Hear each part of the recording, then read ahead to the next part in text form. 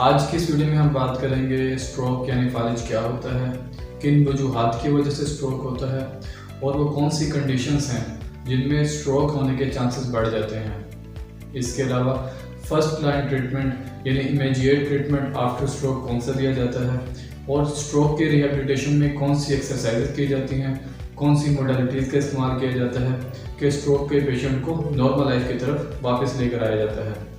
अस्सलाम वालेकुम, मेरा नाम डॉक्टर रेहान है और मैं एक फिजियोथेरेपिस्ट हूँ। आज की इस वीडियो में हम स्ट्रोक यानी फालिज के बारे में बात करेंगे। हम कोई भी एक्टिविटी परफॉर्म कर रहे हों, कोई भी फंक्शन परफॉर्म कर रहे हों, तो बैक एंड पर ब्रेन कंट्रोल कर रहा होता है। जब कभी ब्रेन की ब्लड सप्लाई कंप्रोमाइज़ हो जाए, उसको प्रॉपर ऑक्सीजन ना मिले, तो ब्रेन सेल्स की डेथ होना शुरू हो जाती है, जिसकी वजह से हमें स्ट्रोक का सामना करना पड़ता है। स्ट्रोक की दो बड़ी वजूहात हो सकती हैं।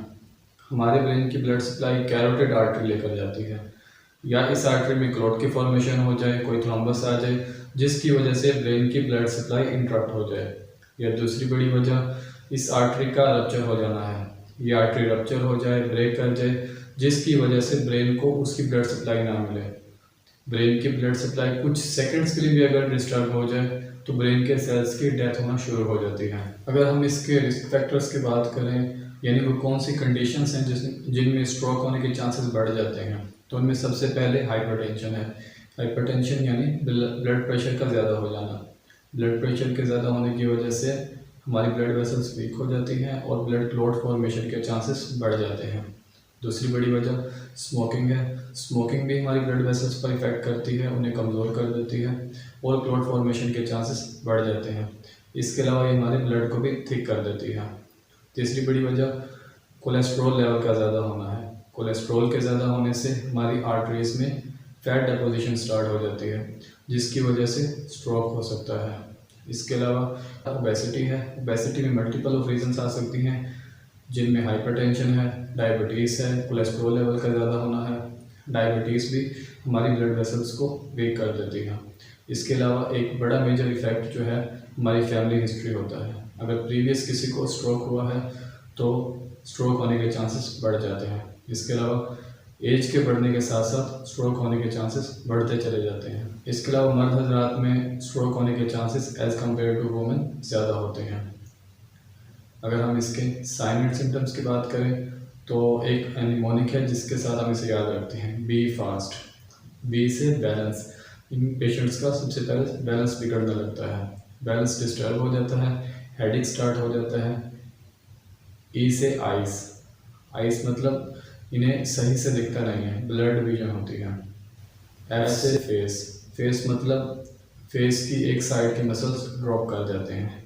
ए से आर्म्स। आर्म्स की वीकनिंग स्टार्ट हो जाती है, आर्म्स और लेग्स की हमारी वीकनिंग स्टार्ट हो जाती है। एस से स्पीच। स्लर्ड स्पीच होती है, बोलते हुए पेशेंट्स लड़खड़ाते हैं। टी से टाइम टू कॉल इमरजेंसी, मतलब फौरी तौर पे इन पेशेंट्स को इमरजेंसी में शिफ्ट किया जाए। इमरजेंसी में शिफ्ट करने के बाद फौरी तौर पर इन पेशेंट्स का सीटी स्कैन किया जाता है और फौरी तौर पर प्रॉपर डायग्नोस बनाया जाता है। अगर स्ट्रोक इस्कीमिक हुआ है, यानी कि किसी ब्लड क्लॉट फॉर्मेशन की वजह से स्ट्रोक हुआ है, तो इनमें एंटी थ्रोम्बोलिटिक मेडिसिन दी जाती हैं, ब्लड थिनर्स दिए जाते हैं जो कि क्लॉट को डिसॉल्व कर देते हैं। या अगर सर्जिकल प्रोसीजर की बात करें तो थ्रोम्बेक्टमी की जाती है, जिसमें ब्लड क्लॉट को सर्जिकल प्रोसीजर के थ्रू रिमूव कर दिया जाता है। अगर हेमरेजिक स्ट्रोक हुआ है तो यानी जो आर्टरी ब्लड को ब्रेन की तरफ लेके जा रही थी वो रप्चर हो गई है, वो ब्रेक कर गई है, तो उसमें सर्जिकली प्रोसीजर के थ्रू उस आर्टरी को रिपेयर कर दिया जाता है। इसके अलावा डिफरेंट मेडिसिन दी जाती हैं जो कि ब्लड प्रेशर को कम रखती हैं, कोलेस्ट्रॉल को कम करती हैं। इनिशियल ट्रीटमेंट के बाद पेशेंट की रिहेबिलिटेशन स्टार्ट की जाती है। रिहेबिलिटेशन में पेशेंट को नॉर्मल लाइफ की तरफ वापस लेकर आया जाता है। रिहेबिलिटेशन में पेशेंट की कंडीशन के हिसाब से डिफरेंट एक्सरसाइज और डिफरेंट मशीनों का इस्तेमाल किया जाता है। मशीनों में most common electric muscle stimulator का इस्तेमाल किया जाता है और मुख्तलिफ वर्जिशें करवाई जाती हैं जिससे पेशेंट को नॉर्मल लाइफ की तरफ वापस लेकर आया जाता है। इसके अलावा पेशेंट की balance training, gait training, speech therapy, occupational therapy भी की जाती है। लाइफस्टाइल मॉडिफिकेशंस की जाती हैं ताकि पेशेंट जल्द अज जल्द नॉर्मल लाइफ की तरफ वापस आ सके। आज की वीडियो के लिए सिर्फ इतना ही। अगर अभी तक आपने हमारे चैनल को सब्सक्राइब नहीं किया तो सब्सक्राइब कर लीजिए और बेल आइकन को प्रेस कर लीजिए ताकि मज़ीद आने वाली वीडियोज़ की नोटिफिकेशन आपको मिलती रहे। Thank you.